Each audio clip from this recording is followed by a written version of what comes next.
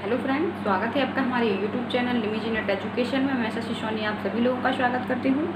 ठीक है, तो हमारी यूनिट 6 चल रही है। यूनिट 6 का पार्ट भी चल रहा है। इसमें थोड़ा टाइम ज़्यादा लग रहा है क्योंकि रिसर्च में टाइम कितना भी लग जाए, लेकिन यदि चीज़ें हमारे समझ में आ जाती हैं तो ये हमारे लिए बहुत ही अच्छा होता है। ठीक है, बहुत ही अच्छी बात होती है क्योंकि रिसर्च कई स्टूडेंट ऐसे हैं जो कई बार पढ़ लेते हैं लेकिन उनको चीज़ें समझ में नहीं आती हैं और उनकी क्वेश्चन सॉल्व नहीं हो पाते। तो यहाँ पे हमारी कोशिश ये रहती है कि चीज़ों को हम आपको इतने अच्छे तरीके से समझा दें कि उससे रिलेटेड जो भी क्वेश्चन हो आप उन क्वेश्चन को पूरा कर सकें। ठीक है, तो यहाँ पे हम केवल कल हमने बात की थी जो आपकी विधियाँ होती हैं, ठीक है, रिसर्च की। ठीक है, कल हमने आपको विधियों के बारे में बताया था कि जो आपका नॉन प्रोबेबिलिटी सैम्पलिंग होती है इसकी कौन कौन सी विधियाँ होती हैं, कौन कौन तरीके से हम सिलेक्ट कर सकते हैं। तो कल जो हमने आपको बताया था 2 तरीके की सैम्पलिंग की जाती है, 2 तरीके से सैम्पलिंग होती है। एक होता है हमारा संभाव्य प्रतिचयन, दूसरा होता है असंभाव्य प्रतिचयन। ठीक है, इनके भी कुछ प्रकार होते हैं। तो आपके इसके साधारण यादृच्छिक प्रतिदर्श, स्त्रीकृत यादृच्छिक प्रतिदर्श और क्षेत्र या गुच्छ प्रतिदर्श, इसको कहते हैं सिंपल रैंडम सैम्पलिंग। दूसरा होता है स्त्रीकृत स्ट्रैटिफाइड रैंडम सैम्पलिंग, एरिया और क्लस्टर सैम्पलिंग। ठीक है, तो इनको आप याद रखिएगा। और ये जो दूसरा होता है असंभाव्य प्रतिचयन, इसके अंतर्गत आपके ये सारे रिसर्च आ जाते हैं। नॉन प्रोबेबिलिटी सैम्पलिंग, जो ये प्रोबेबिलिटी सैम्पलिंग और नॉन प्रोबेबिलिटी सैम्पलिंग है, ये केवल प्रतिचयन की विधियाँ हैं। ठीक है, ये जितने भी रिसर्च होते हैं, ठीक है, ये जो 3 रिसर्च हैं, ये जितने भी रिसर्च होते हैं संभाव्य प्रतिचयन के, इनमें जो हम जनसंख्या का चुनाव करते हैं वो कैसे रैंडम तरीके से, यादृच्छिक तरीके से, कि सबके चुने जाने की संभावना बराबर होती है। ठीक है, लेकिन इसमें हम जो भी जनसंख्या का इन रिसर्च में ये जितनी भी रिसर्च होती हैं आपकी असंभाव्य प्रतिचयन में, इस रिसर्च में जब हम इस रिसर्च को करते हैं तो इसमें जो भी हमारी जनसंख्या को चुनने का तरीका होता है, चुनने की विधि होती है, उसमें ऐसा कुछ नहीं होता है कि पूरी की पूरी जनसंख्या के चुने जाने की संभावना बराबर होती है। यहाँ पर हम अपनी मन मर्जी से चुनाव करते हैं। ठीक है, यहाँ पर क्या होता है, यदि हमको रिसर्च करनी है तो सैम्पलिंग करेंगे और सैम्पलिंग करने के लिए हम क्या करेंगे, सैंपल लेने के लिए हम जो भी जनसंख्या का चुनाव करेंगे वो कैसे करेंगे, यादृच्छिक तरीके से, मतलब संयोगिक तरीके से। सब संयोग बस कोई भी चुना जा सकता है। तो लॉटरी विधि का यूज करेंगे जैसे हमने आपको बताया था, या लॉटरी विधि का यूज कर लेंगे, या क्रमिक विधि का कर लेंगे, टॉस के हिसाब से मान लेंगे, या पासा। तो इन विधियों का यूज करते हैं। ठीक है, तो इनके जो नाम हैं आप इनको याद कर लीजिएगा कि कौन से आपके संभाव्य प्रतिचयन के अंतर्गत आते हैं और कौन से आपके असंभाव्य प्रतिचयन के अंतर्गत आते हैं, क्योंकि इनसे क्वेश्चन हर बार पूछा जाता है आपका यूजीसी नेट के एग्ज़ाम में कि आपको कुछ नाम दे दिए जाएंगे और क्वेश्चन आपसे पूछा जाएगा कि इनमें से कौन सा असंभाव्य प्रतिचयन है। ठीक है, तो मान लीजिए आपको सारे के सारे इनमें से 3 ये दे दिए संभाव्य प्रतिचयन और 1 ये दे दिया उद्देश्यपूर्ण प्रतिचयन, तो फिर उनमें से आपको बताना कि कौन सा आपका असंभाव्य प्रतिचयन है। तो आपको इनको इतने अच्छे से याद कर लीजिए कि आपको जानकारी हो जाए कि कौन से हमारे संभाव्य प्रतिचयन है और कौन से हमारे असंभाव्य प्रतिचयन है। ठीक है, तो इनके अकॉर्डिंग हमें इन सब के बारे में पढ़ना है। ठीक है, सिलेबस में आपका इतना डीपली नहीं दिया हुआ है लेकिन फिर भी इनसे क्वेश्चन आते हैं, इसलिए हमारे लिए पढ़ना जरूरी होता है। ठीक है, तो ये चीज़ आपको समझ में आ गई, ये सभी आप लोग लिख लीजिए क्योंकि इनसे क्वेश्चन हमेशा आता है और उनको याद कर लीजिए। ठीक है, नॉन प्रोबेबिलिटी सैम्पलिंग में सबसे पहले आपका कोटा सैम्पलिंग आ जाएगा जिसको हम यथांश प्रतिचयन कहते हैं। दूसरा आपका आकस्मिक प्रतिचयन, एक्सीडेंटल सैम्पलिंग। ठीक है, तीसरा उद्देश्यपूर्ण प्रतिचयन, पर्पसिव सैम्पलिंग। चौथा हिमकंदुक या हिमगेंद प्रतिचयन, तो इसको स्नोबॉल सैम्पलिंग बोलते हैं। और सुविधा अनुसार प्रतिचयन तो कन्वेनियंस सैम्पलिंग बोलते हैं। ठीक है, तो ये चीज़ आपको समझ में। अब हम इसके आपको इजी ट्रिक से समझा देंगे क्योंकि ये जो सैम्पलिंग होती है ये बहुत लोग को कंफ्यूज करती है। ठीक है, तो इसके जितने भी क्वेश्चन आए हुए हैं वो भी आज हम यहाँ पे कर लेंगे, कि जो भी इनके क्वेश्चन आए हुए हैं उनको भी देख लेंगे। अब साधारण यादृच्छिक प्रतिचयन क्या होता है। ठीक है, सबसे पहले हम बात करते हैं साधारण यादृच्छिक प्रतिदर्श की। ठीक है, पहले हम आपके संभाव्य प्रतिदर्श की बात करते हैं, इसके बाद हम आपके असंभाव्य प्रतिदर्श की बात करेंगे। ठीक है, तो साधारण यादृच्छिक प्रतिदर्श क्या होता है। साधारण यादृच्छिक प्रतिदर्श में हमने आपको बताया था कि जब पूरी की पूरी जनसंख्या को, इसमें हमको क्या लगाना होता है, एक क्रमबद्ध तरीके से सिस्टमेटिक करना पड़ता है, क्रमबद्ध तरीके से, क्योंकि जनसंख्या की पूरी इकाइयाँ हमारे पास कैसी होनी चाहिए, सिलेक्टेड होनी चाहिए और लिखी होनी चाहिए। यहाँ पर हमको पूरी की पूरी जनसंख्या की क्या बनानी पड़ती है, सूची बनानी पड़ती है। तभी तो हम इसमें क्या कौन सी विधि का यूज करना पड़ता है यहाँ पे, या तो हम लॉटरी विधि का यूज करेंगे, ठीक है, या पासा का यूज करेंगे, टॉस का यूज करेंगे, ठीक है, या मान लीजिए क्रमिक विधि का यूज करेंगे। किसी न किसी विधि का यूज करके हम जनसंख्या का चुनाव करते हैं। मान लीजिए साधारण यादृच्छिक तरीके में क्या होता है कि हमारे पास 100 स्टूडेंट है, ठीक है, 100 जनसंख्या है। अब हमको क्लास के बच्चों पर रिसर्च करनी है, ठीक है, किसी भी क्लास के बच्चों पर रिसर्च करनी है जहाँ पर 100 स्टूडेंट्स हैं। तो यहाँ पर हमको उन 100 बच्चों की सूची बनानी पड़ेगी, ठीक है, 100 बच्चों की सूची बनानी पड़ेगी, या उनको क्रम देना पड़ेगा 1 2 3, इस तरीके से हम उनको पूरी 100 बच्चों को लाइन में खड़ा कर देंगे। या क्या करेंगे, 100 बच्चों के नाम किसी स्लिप में लिखेंगे, एक बॉक्स में डाल देंगे, फिर उनमें से जितने हमको सैंपल में चाहिए हैं, आपको बताया था कि आपकी लाट की विधि में क्या होता है, ठीक है, कि 100 बच्चों के नाम लिख के बॉक्स में डाल देंगे, फिर उनमें से इस तरीके से हिला देंगे, और उसमें से यदि हमको 20 बच्चे सैंपल के रूप में चाहिए तो एक एक करके पर्ची निकालेंगे, और जिस बच्चे का नाम आ जाएगा उसको खोल के उसी बच्चे को सिलेक्ट कर लेंगे। तो इसको कहते हैं हम साधारण यादृच्छिक प्रतिदर्श। इस तरीके से चुना गया जो हमारा प्रतिदर्श होता है वो साधारण यादृच्छिक रैंडम तरीके से, ठीक है। या करेंगे क्रमिक विधि का यूज करेंगे। मान लीजिए हमने 1 से लेके 100 तक बच्चों को लाइन से खड़ा कर दिया। अब हमने क्या किया, सिलेक्ट कर दिया कि हमको हर 5वां बच्चा लेना है, ठीक है, या हर 6वां बच्चा लेना है। तो जितनी हमको कम पॉपुलेशन चाहिए, सैंपल में जितना साइज बड़ा चाहिए, तो उसके अकॉर्डिंग हम मान लीजिए हर 3रे बच्चे को चुन लेंगे, ठीक है।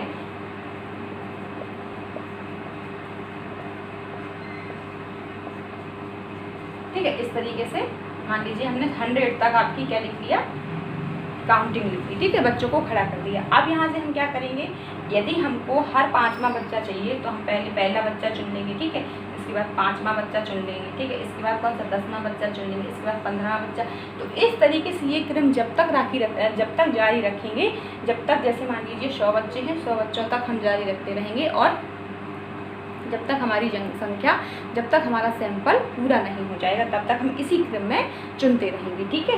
तो एक ये क्रमिक विधि होती है। पासा विधि हमने आपको बताया, हर बच्चे को खड़ा करेंगे, और मान लीजिए हमने रखा कि यदि हेड आएगा, ठीक है, तो आपको चुना जाएगा, या टेल आएगा तो आपको चुना जाएगा। मान लीजिए हमने रखा हेड आने पर हम आपका सिलेक्शन कर लेंगे, और यदि टेल आएगा तो आपको नहीं दिया जाएगा।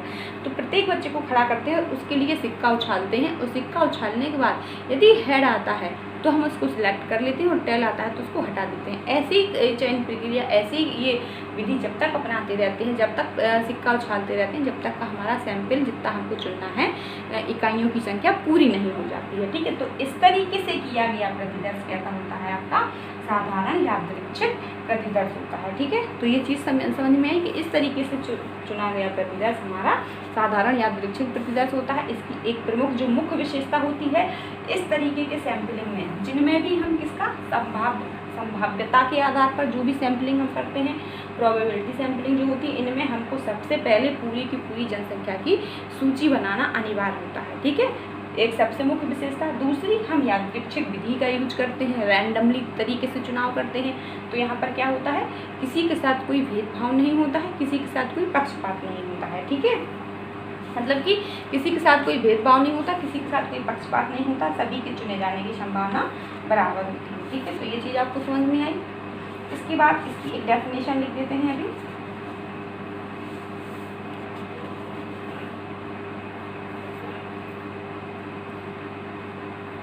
ठीक है, गुड और हैट के अनुसार, ठीक है, गुड और हार्ट के अनुसार, ठीक है। समष्टि की सभी इकाइयों को, समष्टि की सभी इकाइयों को, ठीक है, समष्टि की सभी इकाइयों को इस प्रकार क्रमबद्ध किया जाना चाहिए, इस प्रकार क्रमबद्ध किया जाना चाहिए,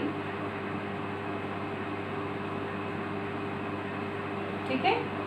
समष्टि की सभी इकाइयों को इस प्रकार क्रमबद्ध किया जाना चाहिए जिससे समष्टि की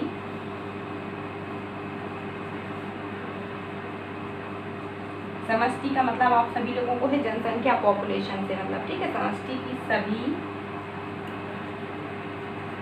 इकाइयों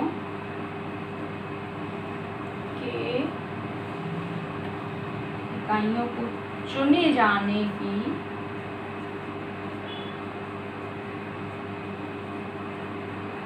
संभावना कैसी हो, बराबर हो। ठीक है, सभी को चुने जाने की संभावना बराबर हो। ठीक है, तो ये चीज़ समझ में आई आप लोगों को कि समष्टि की सभी इकाइयों को इस प्रकार से क्रमबद्ध किया जाना चाहिए जिससे समष्टि की सभी इकाइयों को चुने जाने की संभावना बराबर हो। मतलब कि यहाँ पर हमको पूरी की पूरी जनसंख्या की सूची बनानी होती है, फिर इसमें से हम रैंडमली तरीके से 100 बच्चों में से जितना सैंपल साइज चाहिए होता है, पहले सैंपल साइज का चुनाव करते हैं कि 100 बच्चों में से हमको 50 बच्चे चुनने हैं या 30 चुनने हैं या 20 चुनने हैं। ठीक है, तो इसके अकॉर्डिंग या हम लॉटरी विधि का यूज करके, पाशा किसी भी एक विधि का यूज करके रैंडम तरीके से सैम्पलिंग कर लेते हैं। ठीक है, तो ये आपको समझ में आई। तो इस तरीके से किया गया जो प्रतिदर्श होता है वो आपका साधारण यादृच्छिक प्रतिदर्श होता है। ठीक है, तो ये चीज़ आप सभी लोगों को समझ में आ गई होगी। इसके बाद आपका आता है स्त्रीकृत यादृच्छिक प्रतिदर्श। ठीक है, इसके अंतर्गत क्या होता है इसकी बात करते हैं। तो ये आपको डेफिनेशन यदि आप किसी को लिखना हो तो लिख सकते हैं।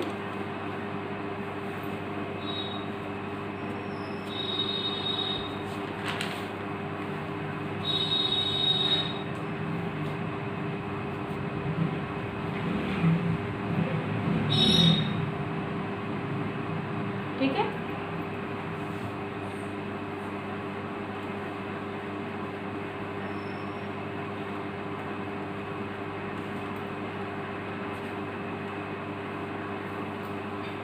अगला है आपका स्त्रीकृत यादृच्छिक प्रतिदर्श। ठीक है, अगला आपका क्या है, स्त्रीकृत यादृच्छिक प्रतिदर्श। स्त्रीकृत यादृच्छिक प्रतिदर्श नाम से ही देखिए समझ लीजिए, इजी लैंग्वेज में समझा रही हूँ क्योंकि जब आप ये सारे पढ़ लेंगे फिर आपको कन्फ्यूजन बहुत ज़्यादा हो जाएगी। तो यहाँ पर ही मैं उन पॉइंटों को भी क्लियर करती जा रही हूँ जो एक दूसरे से भिन्न है, किस तरीके से ये एक दूसरे से अलग है। ठीक है, स्त्रीकृत यहाँ से स्ट्रेटिफाइड, तो आप यहाँ से ही कर लीजिए। यहाँ पर क्या बनाए जाते हैं, स्तर बनाए जाते हैं। ठीक है, स्तर बनाए जाते हैं।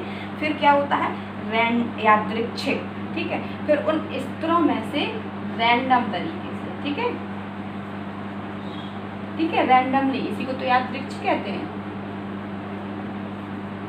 मतलब यादृच्छिक तरीके से लॉटरी का यूज करके या पासा का यूज करके क्या करते हैं, जनसंख्या का हम चुनाव करते हैं। ठीक है, तो ये सभी लोगों को समझ में आ गई।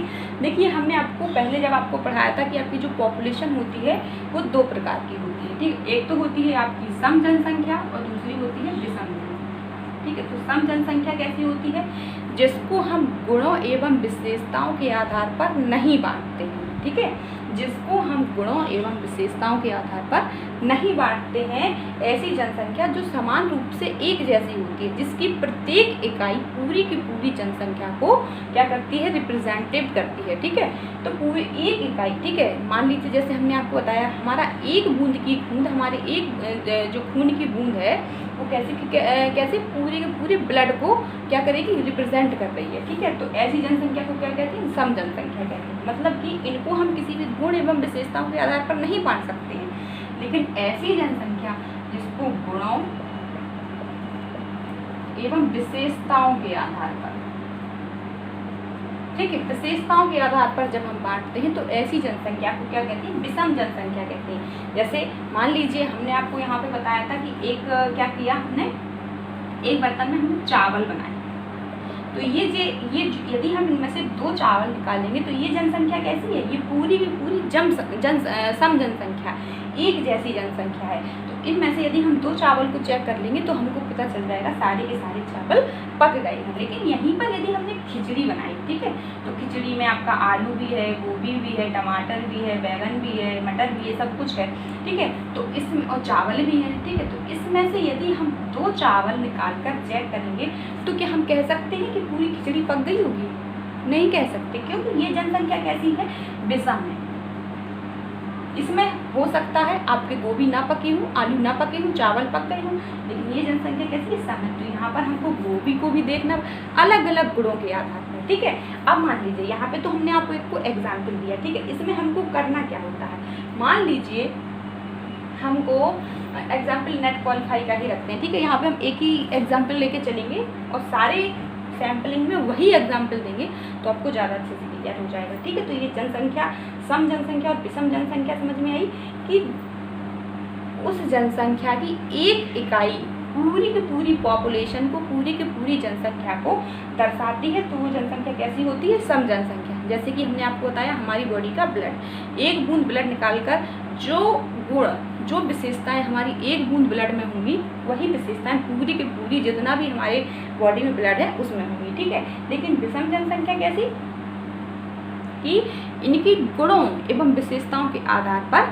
हमको अलग अलग तरीके से चेक करना पड़ता है। हम एक आलू को देखकर ये नहीं कह सकते कि गोभी पक गए होंगे, चावल को देखकर ये नहीं कह सकते कि आपके जो बैगन पक गए होंगे। तो हमको गोभी अलग चेक करना पड़ेगा, चावल अलग देखना पड़ेगा, मटर अलग देखना पड़ेगा, टमाटर अलग तो इनको क्या करते हैं? स्ट्रेटा बनाते हैं। ठीक है, तो ये तो खिचड़ी हो गई आपकी, ये खिचड़ी हुई है आपके चावल हुए। अब हमको किस तरीके से, तो इसमें क्या करते हैं कि जब पूरी की पूरी जनसंख्या को हम कुछ गुणों एवं विशेषताओं के आधार पर बांटते हैं या उनको कुछ विशेष मापदंडों के आधार पर उनकी अलग अलग वर्ग बना देते हैं, स्ट्रेटा बना देते हैं। जैसे कि हमको एग्जाम्पल हम लेते हैं कि हमको ये देखना है कि किसी महाविद्यालय में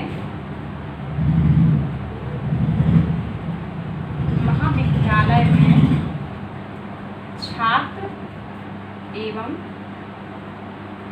छात्राओं की संख्या, ठीक है, ये देखना है। तो अब रिसर्च करने के लिए सबसे पहले तो हम उस महाविद्यालय के छात्र एवं छात्राओं की संख्या को देखेंगे कि छात्र एवं छात्राओं की संख्या कितनी है। ठीक है, हमको यही रिसर्च करना है। तो अब हम सबसे पहले इसमें क्या स्ट्रेटा बनाएंगे, किस तरीके से कि उस महाविद्यालय में क्या कुछ लड़कियां भी पढ़ती होंगी और कुछ लड़के भी पढ़ते होंगे। ठीक है, तो इस तरीके से हम इनका क्या बनाएंगे? स्ट्रेटा बनाएंगे। और फिर पहले कुछ क्लास डिसाइड कर लेंगे। पहले हम क्या करेंगे, मान लीजिए बीए में कितने छात्र हैं, ठीक है, बीकॉम में कितने छात्र हैं, ठीक है, बीएससी में कितने छात्र हैं। तो इस तरीके से हम क्या करेंगे, एमए में कितने छात्र हैं, एलएलबी मान लीजिए कर रहे हैं, एमएससी में कितने छात्र हैं। ठीक है,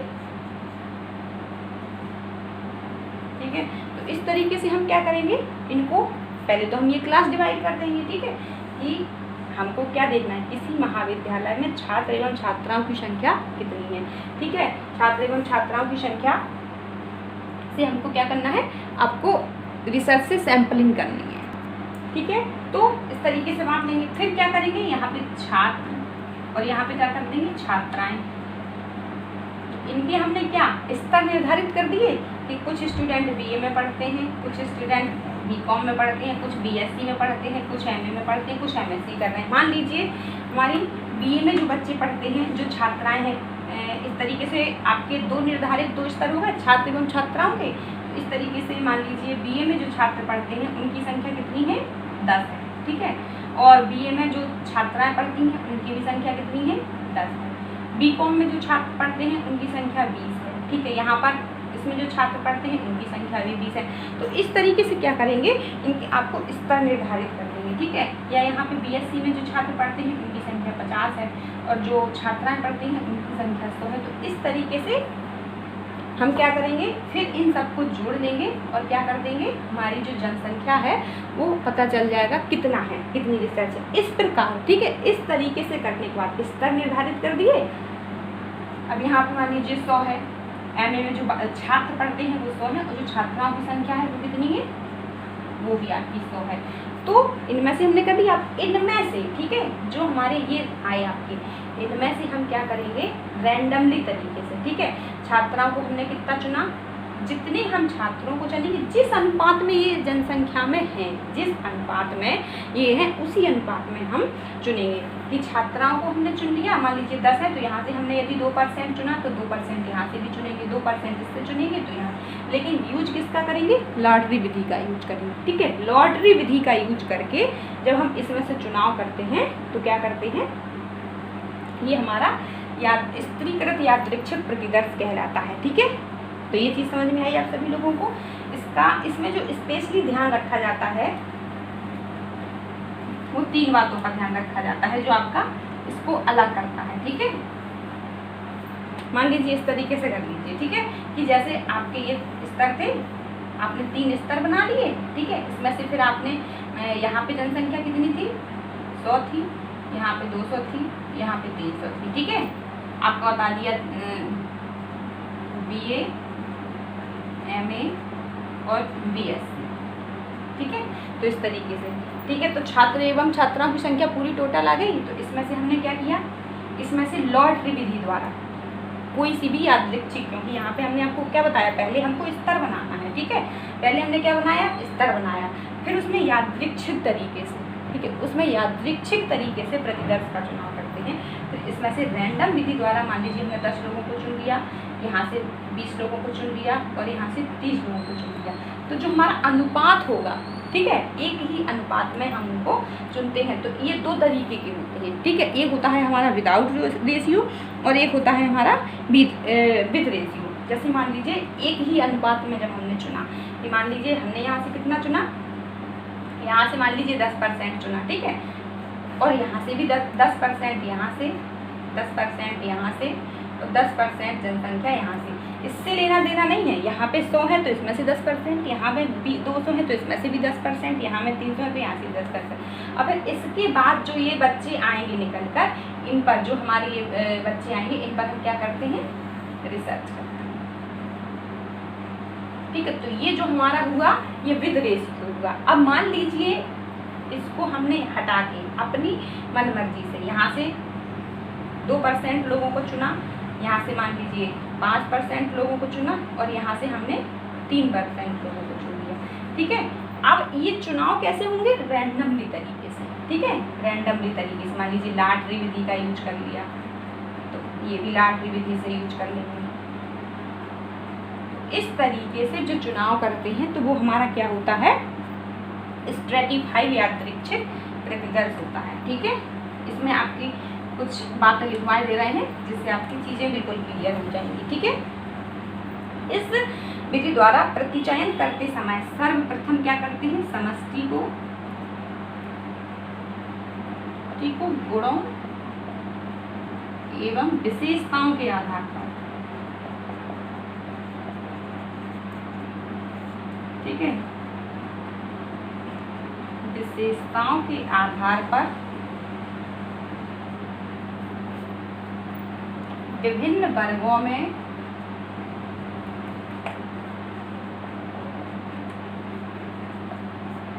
विभाजित करते हैं। ठीक है, विभाजित करते हैं। सबसे पहले हमने आपको बताया कि गुणों एवं समष्टि को, पूरी की पूरी जनसंख्या को गुणों एवं विशेषताओं के आधार पर विभिन्न वर्गों में विभाजित करते हैं, मतलब कि स्तर बनाते हैं। फिर क्या करते हैं, फिर प्रत्येक वर्ग से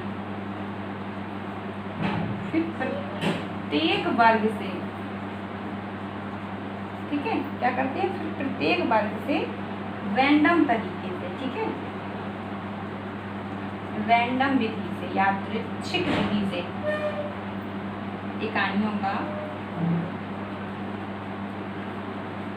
यहाँ पर चयन करते हैं। ठीक है, इकाइयों का चयन करते हैं, तो इसको हम कहते हैं स्त्रीकृत यादृच्छिक प्रतिदर्श। ठीक है, तो ये चीज़ समझिए। सबसे पहले हम विशेषताओं के आधार पर, ठीक है, गुणों के आधार पर उसके स्ट्रेटा बनाते हैं, उसके स्तर निर्धारित करते हैं, फिर रैंडम तरीके से, फिर रैंडम विधि से इकाइयों का चयन करते हैं, जितनी इकाइयाँ हमको चाहिए होती हैं। आपको ये बताया, इसीलिए स्त्रीकृत और यादृच्छिक। तो पहले हमने स्तर बना लिया, फिर रैंडम विधि से क्या कर लिया, उसका चुनाव कर लिया, तो इसी को हम कहते हैं यादृच्छिक। ठीक है, इसी को बोलते हैं स्त्रीकृत यादृच्छिक प्रतिदर्श। तो ये चीज़ समझ में आई। इसमें जो मुख्य चीज़ें होती हैं क्या होती हैं, सबसे पहले क्या होता है कि जो हम स्तर बना रहे हैं, ठीक है, जो हमने स्तर बना रहे हैं, ये कैसे होते हैं, आपस में समजातीय होते हैं, आपस में एक तरीके के होते हैं, लेकिन दूसरे स्तर से कैसे होते हैं, भिन्न होते हैं। ठीक है, ये स्तर अपने लिए तो समान समजातीय होगा, एक जैसी जनसंख्या होगी, लेकिन दूसरा स्तर से भिन्न होगा। ठीक है, सबसे पहली ये विशेषता होती है। और दूसरी इसमें कौन सी चीज़ स्पष्ट होती है, मतलब कि आपको बताया कि विभिन्न वर्गों में बांटते समय यह ध्यान रखना चाहिए कि प्रत्येक वर्ग दूसरे वर्ग से पूर्णतः स्पष्ट एवं भिन्न होना चाहिए। ठीक है,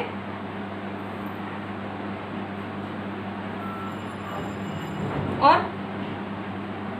पूरी की पूरी समष्टि में से जब हम जनसंख्या का चुनाव करते हैं तो उसी अनुपात में चुनना चाहिए जिस अनुपात में वो जनसंख्या में हैं, ठीक है। ऐसा नहीं है कि मतलब कि लड़कियां कितनी हैं 30 हैं और लड़के कितने हैं 10 हैं पूरी की पूरी जनसंख्या में, ठीक है। हमने तो 10 हैं तो इसमें से हमने 5 लड़कियों को ले लिया और 5 लड़कों को ले लिया, तो हमको उसी अनुपात में चुनना पड़ेगा। मतलब कि हमने आपको भी बताया था ये विद रेशियो और विदाउट रेशियो क्या होता है। एक एग्जाम्पल और दे देती हूँ आप लोग को जो शायद आपको समझ में आ जाए, ठीक है।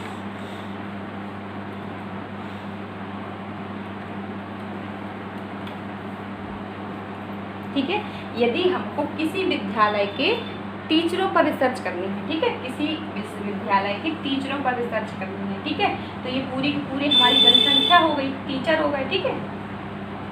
टीचर इसके अंतर्गत तो यहाँ पर हम इनके स्ट्रेटा क्या बना देंगे, ये बना देंगे प्राइमरी के टीचर, ठीक है। ये बना देंगे माध्यमिक टीचर, ये क्या बना देंगे, ये हायर, ठीक है। तो इनको हमने 3 वर्गों में बांट दिया, इनके स्तर विभाजित कर दिए। तो अब पहले जो हमने सैम्पलिंग की विशेषता बनाई कि ये जो स्ट्रेटा होते हैं ये आपस में समजातीय होते हैं और एक दूसरे के लिए भिन्न होते हैं। जैसे प्राइमरी के टीचर में जितने भी टीचर हैं इस ग्रुप में, इस स्ट्रेटा में, इस वर्ग में जितने भी लोग हैं वो कैसे हैं, केवल प्राइमरी के हैं। लेकिन इसमें और इसमें अंतर है, इसमें प्राइमरी के हैं तो ये जो एक वर्ग दूसरे वर्ग के लिए कैसा होता है, भिन्न होता है, लेकिन आपस में ये एक जैसे होते हैं। जैसे इसमें कौन से हैं, माध्यमिक हैं, तो इसमें ये एक जैसे हैं, सारे के सारे कैसे माध्यमिक हैं, और इसमें कैसे हैं, हायर लेवल के टीचर हैं। तो इसलिए माध्यमिक और ये आपस में तो अलग अलग हैं, लेकिन यदि केवल एक जो स्ट्रेटा होता है, एक वर्ग होता है, वो कैसा होता है, आपस में गुणों की दृष्टि से होमोजीनियस होता है, समजातीय होता है। तो ये आपस में तो कैसे हैं, समजातीय हैं, ठीक है, होमोजीनियस है। लेकिन यदि इनकी और इनकी तुलना की जाए तो ये कैसे हैं, हाइड्रोजीनियस, समजातीय। ये आपस में सेम नहीं है, ये अकेला इसको देखी जाए तो इसमें जितने भी लोग हैं वो तो सम है, समजातीय के। लेकिन यदि इसकी और इसकी तुलना की जाए तो ये जो वर्ग हैं ये अलग अलग हैं, विषमजातीय हैं, ठीक है। तो पहले इनके स्ट्रेटा बनाए, फिर मान लीजिए यहाँ पे प्राइमरी टीचरों की संख्या कितनी है, 500 है, और इसकी या 5000 कर दीजिए, ठीक है। प्राइमरी टीचरों की संख्या कितनी है, 5000 मान लीजिए, ठीक है। और यहाँ पे कितनी है, 2000 मान लीजिए, और यहाँ पे कितनी है, 1000 मान लीजिए, ठीक है। तो अब इसमें से हम केवल कितना चुनेंगे, 10% चुनेंगे, ठीक है। कितना चुनेंगे, 10% मान लीजिए यहाँ पे हमने, और वो चुनेंगे कैसे, यादृच्छिक विधि द्वारा, रैंडम विधि द्वारा। तो यहाँ से हमने 10% चुनाव किया लॉटरी विधि से, तो 500 का 5/4 का 10% कितना हुआ, 500, ठीक है। और यहाँ से 200 और यहाँ से 100, ठीक है। तो यहाँ से हमने 10% सबका चुन लिया, ठीक है। तो ये जो विधि अपनाई, कौन सी अपनाई, लॉटरी विधि द्वारा, ठीक है। जब हम स्ट्रेटा बनाते हैं, जब स्तर बनाते हैं तो वो गुणों एवं विशेषताओं के आधार पर बनाते हैं।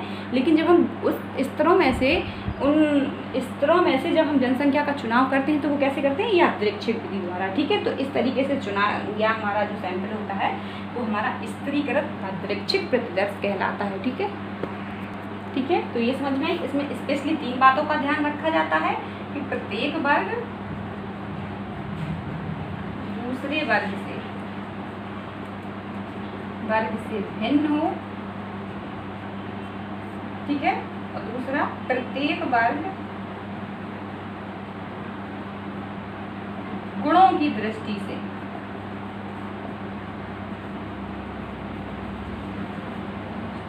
समजातीय हो। तीसरा, जो इकाइयों का हम चुनाव कर रहे हैं वो कैसा होना चाहिए, इकाइयों का चुनाव उसी अनुपात में हो, उसी अनुपात में करना चाहिए जिस अनुपात में वह जनसंख्या में है, ठीक है, जनसंख्या में है या समष्टि में है, ठीक है, ठीक है। इसमें 3 विशेषताएं, प्रत्येक वर्ग, ठीक है, प्रत्येक दूसरे वर्ग से भिन्न, प्रत्येक वर्ग, ठीक है, यहाँ पर लिखेंगे प्रत्येक वर्ग दूसरे वर्ग से भिन्न, ठीक है। जैसे ये वर्ग अलग है, ये वर्ग अलग है, ये वर्ग अलग है, ठीक है, भिन्न है। प्रत्येक वर्ग गुणों की दृष्टि से समझाती हो, जो ये वर्ग है ये गुणों की दृष्टि से समझाती है, विशेषताओं की दृष्टि से समझाती है। इसमें प्राइमरी के टीचर हैं, इसमें माध्यमिक के टीचर, तो एक प्रत्येक वर्ग गुणों की दृष्टि से समझाती हो और इकाइयों का चुनाव उसी अनुपात में करना चाहिए जिस अनुपात में वो जनसंख्या में है, ठीक है।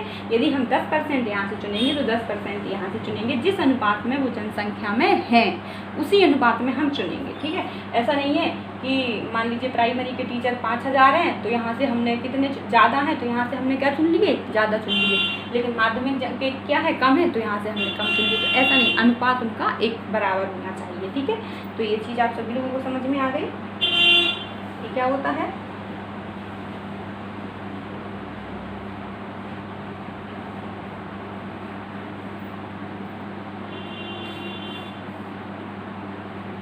ठीक है, ये जो प्रतिदर्श जब ये इस पे जो रिसर्च की जाती है, जब ये विधियों का चुनाव किया जाता है तो तब किया जाता है जब हमारा प्रतिदर्श की इकाइयाँ क्या होती है, जनसंख्या बहुत अधिक होती है, ठीक है। तो क्या होता है कि इसमें क्या टाइम कम लगता है और धन की भी बचत होती है, ठीक है।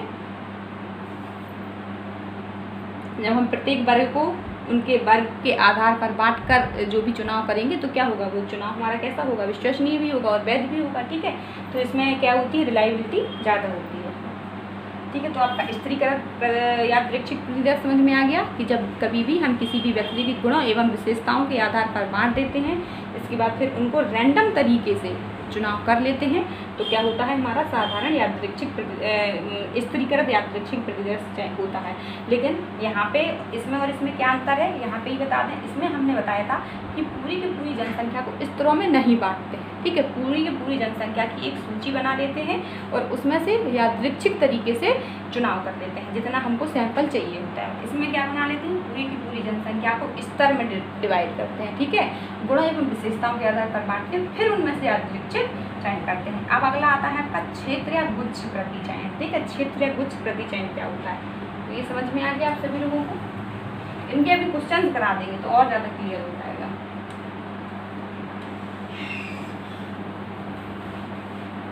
ठीक है, अगला है आपका क्षेत्र या गुच्छ प्रतिचयन, ठीक है। अब हम बात करते हैं क्षेत्र या गुच्छ प्रतिचयन, इसको कहते हैं एरिया और क्लस्टर सैंपलिंग, ठीक है।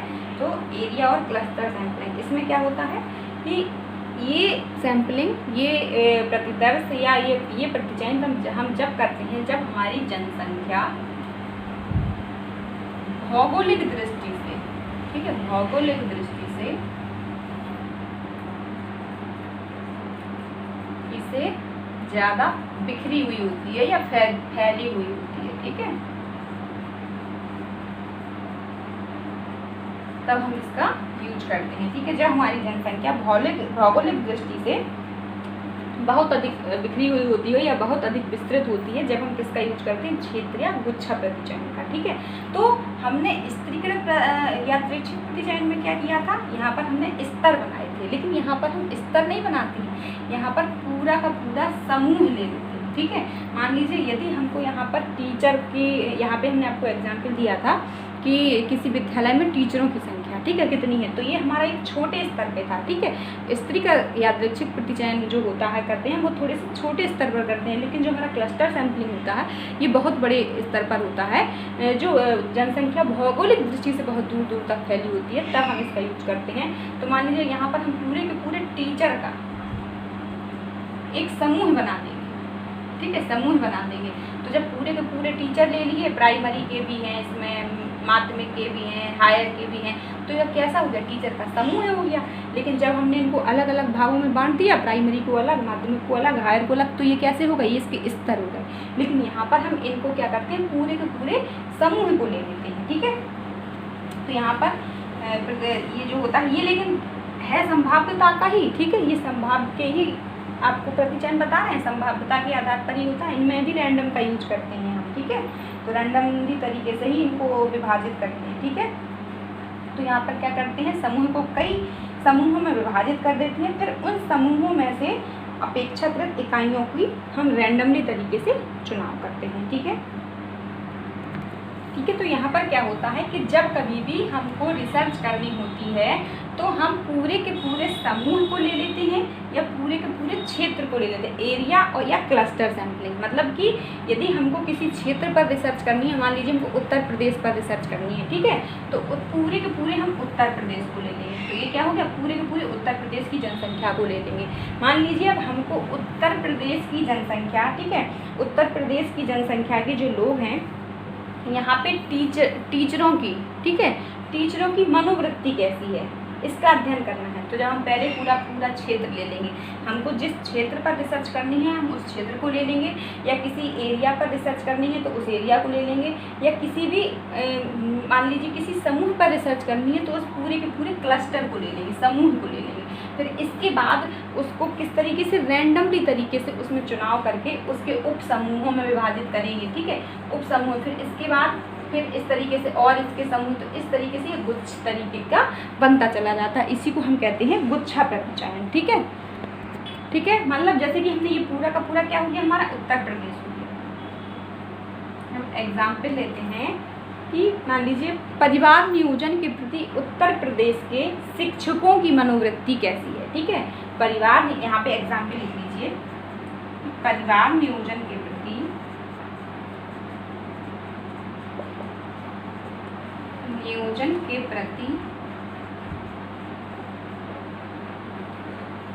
प्राथमिक शिक्षकों की, ठीक है, प्राथमिक शिक्षकों की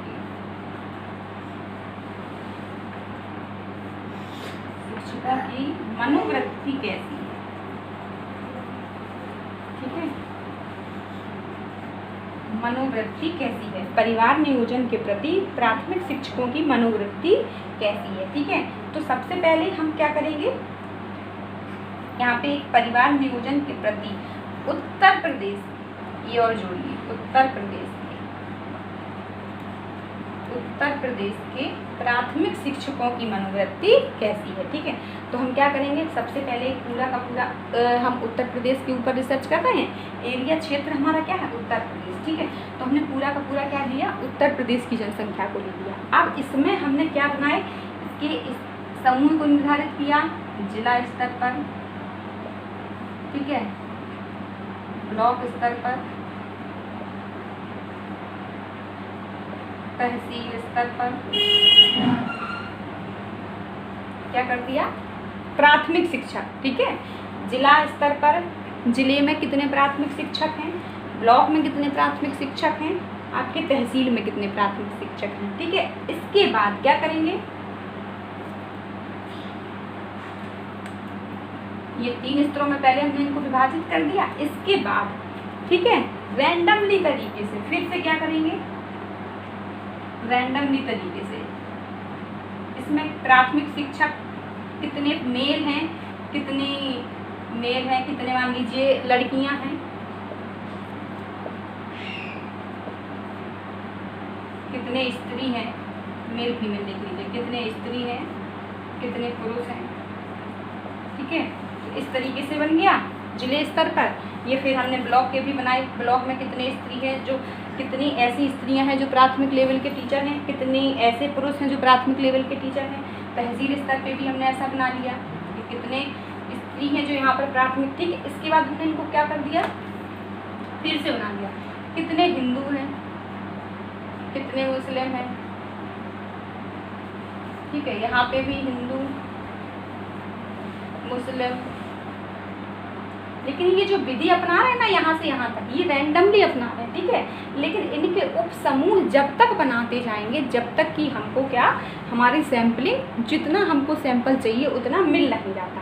पहले हम उत्तर प्रदेश का पूरा एरिया हमने डिस्क्राइब कर दिया, पूरा का पूरा एरिया डिस्क्राइब कर दिया हमने, यहाँ पे पूरा का पूरा क्षेत्र निर्धारित कर लिया। पहले क्षेत्र को निर्धारित किया, इसके बाद इसमें जिला स्तर, ब्लॉक स्तर, तहसील स्तर। जब पूरे के पूरे उत्तर प्रदेश पर हम रिसर्च करेंगे, उत्तर प्रदेश के प्राथमिक शिक्षकों की मनोवृत्ति के बारे में हम जानने की कोशिश करेंगे कि प्राथमिक शिक्षकों की मनोवृत्ति कैसी है।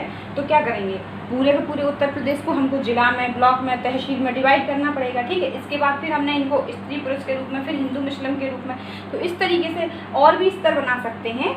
जैसे आर्थिक स्तर बना सकते हैं, आर्थिक संप्रदाय के रूप में, अमीर गरीब के रूप में बना सकते हैं, ठीक है, अमीर अपर गरीब। तो इस तरीके से मतलब कि, लेकिन ये जो विधि अपनाएंगे क्या करेंगे, रैंडमली। यहाँ से जो हमने ये स्तर इनको निर्धारित कर दिया कि पूरे के पूरे उत्तर प्रदेश से हमको जिला स्तर पर, ब्लॉक स्तर पर, तो यहाँ से जो हम चुनाव करेंगे, क्योंकि यहाँ पे क्या है, एरिया और क्लस्टर।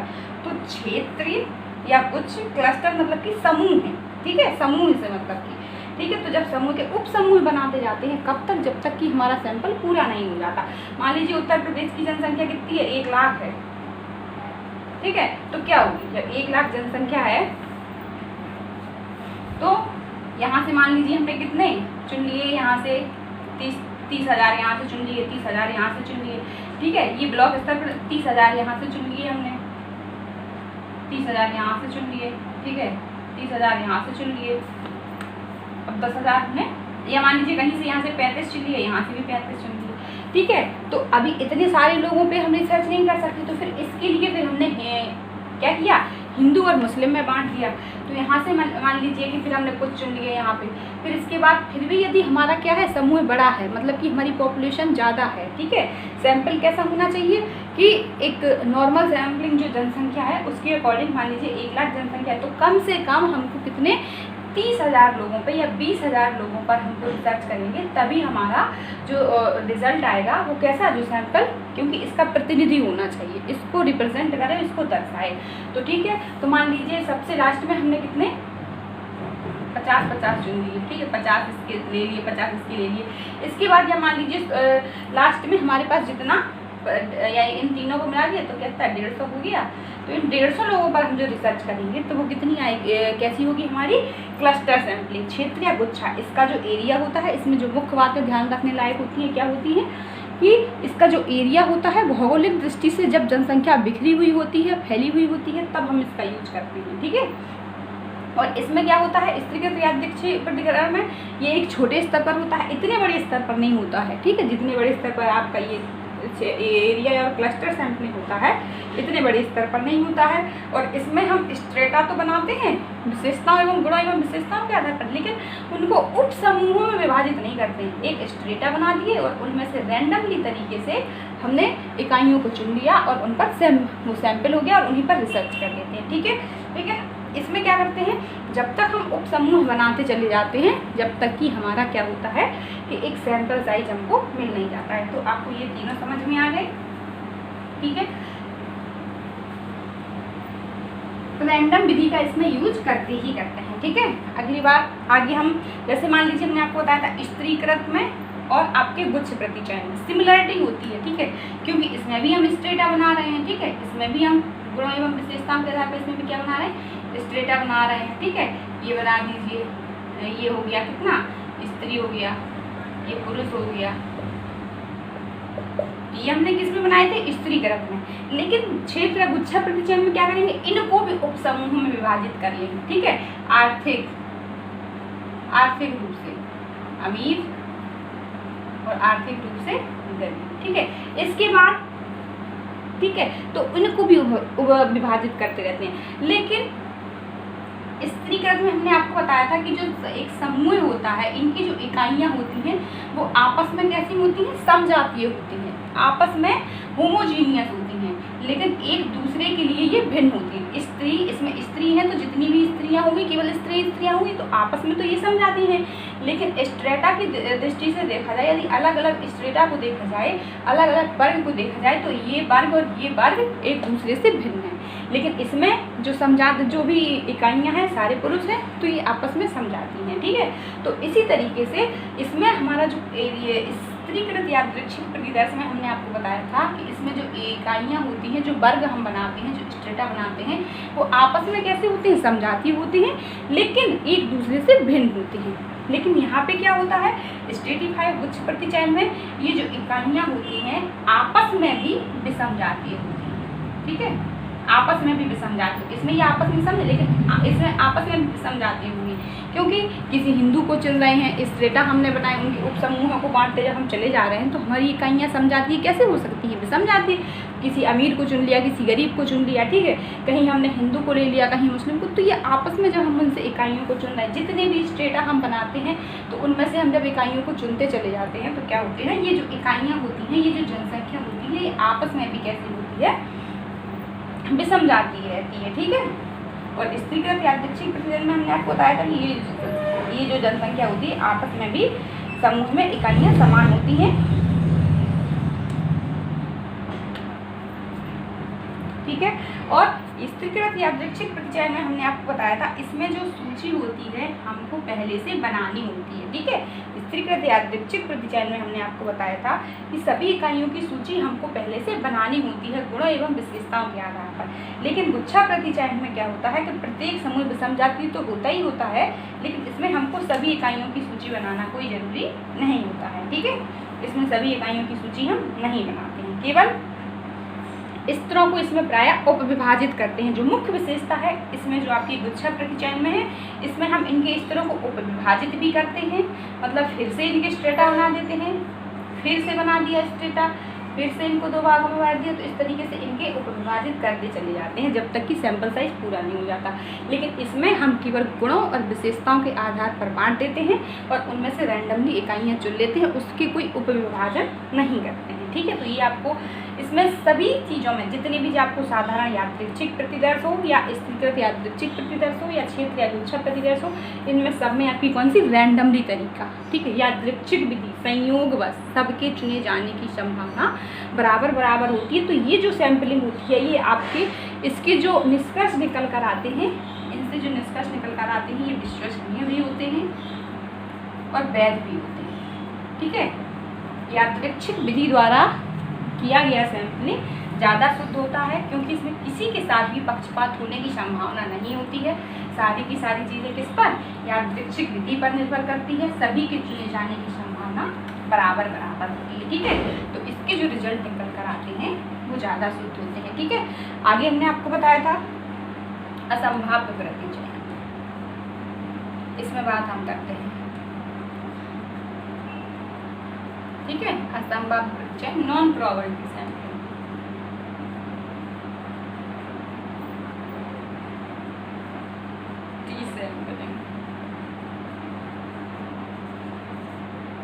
ठीक है। तो नॉन प्रोबेबिलिटी सैंपलिंग, तो इसमें भी हमने आपको बताए थे, तो इनको भी आपको याद रखना है। कौन कौन से होते हैं नॉन प्रोबेबिलिटी सैंपलिंग, आपका कोटा सैंपलिंग, ठीक है, यथांश सैंपलिंग जिसको कहते हैं, उद्देश्य अनुसार सैंपलिंग हो गया, ठीक है। सबसे पहले हम बात करते हैं उद्देश्य अनुसार सैंपलिंग, इनका कोई सीरियल नहीं होता है, ठीक है। उद्देश्यानुसार सैंपलिंग, उद्देश्यानुसार प्रतिचयन, ठीक है, इसको कहते हैं पर्पसिव सैंपलिंग, पर्पसिव सैंपलिंग। इसमें होता क्या है, उद्देश्य अनुसार सैंपलिंग में क्या होता है कि इसमें जो शोधकर्ता होता है, जो रिसर्चर होता है, उसको जीव संख्या या जनसंख्या के बारे में पहले से सारी की सारी जानकारियाँ होती है, ठीक है। यहाँ पर उसका उद्देश्य निर्धारित होता है। जब भी कोई शोधकर्ता, जब भी कोई रिसर्चर रिसर्च करने जाता है तो वो अपनी समस्या के अकॉर्डिंग उसका उद्देश्य निर्धारित होता है, पहले से ही उसको उद्देश्य पता है कि हमको हमारा उद्देश्य क्या है और हमको किस चीज़ पर रिसर्च करनी है, तो उसको जनसंख्या के बारे में भी पता रहता है। और यहाँ पर वो कोई भी क्या प्रोबेबिलिटी, संभाव्यता का, संभाव्य विधि का यूज नहीं करता है, ठीक है, संभाव्य विधि का यूज नहीं करता है। जो आपके असंभाव्य प्रतिचयन है, जितने भी प्रतिचयन है, जितने भी सैंपलिंग है, इनमें किसी में भी आपको संभाव्य विधि का, रैंडम विधि का यूज आपको नहीं करना है, ठीक है। तो यहाँ पर जो रिसर्चर होता है अपने उद्देश्य के अनुसार, अपनी योजना के अनुसार इकाइयों को चुनता है। यहाँ पर जो उद्देश्य होता है उसका पहले से निर्धारित होता है, ठीक है। तो उद्देश्य एवं अपनी योजना के अनुसार सैंपलिंग का चुनाव करता है, ठीक है। और यहाँ पर जो प्रतिदर्श को निर्माण करने का, जो प्रतिदर्श को चुनाव करने का उसका आधार होता है, वो क्या होता है, उसका उद्देश्य होता है। ठीक है, उद्देश्य के आधार पर वो चुनाव करता है।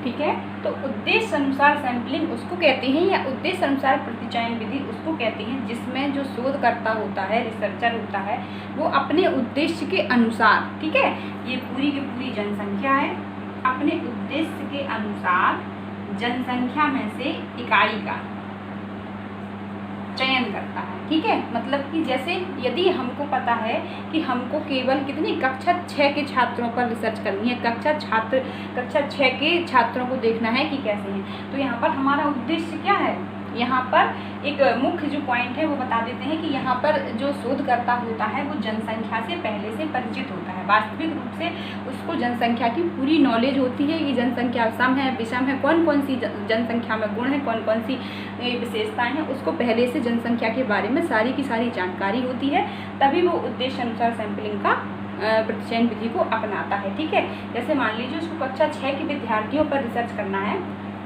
तो उसको पता है, पहले से पता है, कक्षा 6 के क्लास में जाएगा और उसको पता है कि कैसे कौन कौन से स्टूडेंट हैं जो होशियार हैं, कौन कौन से स्टूडेंट हैं जो मतलब वीक हैं, तो केवल अपने उद्देश्य के अनुसार यदि उसका उद्देश्य है कक्षा 6 के जो जिनकी बुद्धि लब्धि जिनकी IQ अच्छी है, प्रतिभाशाली बालकों पर रिसर्च कर रहा है, वो जाकर सीधे उसको पता है कि क्लास में कौन कौन से बच्चे ज़्यादा होशियार हैं, तो उन बच्चों को सिलेक्ट कर लेगा और जो बच्चे कम होशियार हैं उनको सिलेक्ट नहीं करेगा। ठीक है, यहाँ पर रिसर्चर की जो उद्देश्य होता है उसके अकॉर्डिंग वो जनसंख्या में से इकाइयों का चयन करता है। यहाँ पर जो मुख्य रूप से उसका माना जाता है उद्देश्य, ठीक है, उद्देश्य के अनुसार ही वो इकाइयों का चयन करता है। और जो सबसे एक की पॉइंट है कि उसको जनसंख्या के बारे में पहले से पता होता है। ठीक है, और ये जो आपका प्रतिदर्श होता है ये सीमित क्षेत्रों के लिए होता है। ठीक है, इसका क्षेत्र कैसा होता है, सीमित होता है।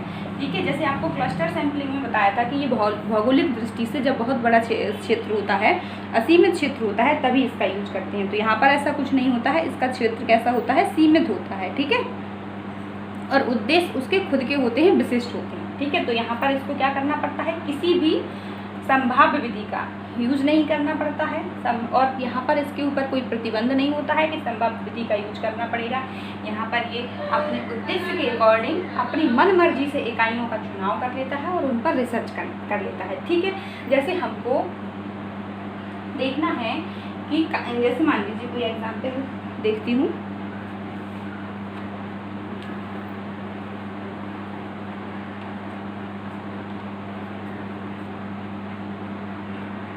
ठीक है, एग्जाम्पल है कि एक शोधकर्ता परिवार नियोजन के प्रति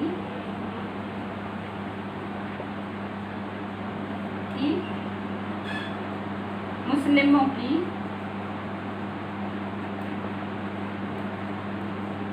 मनोवृत्ति का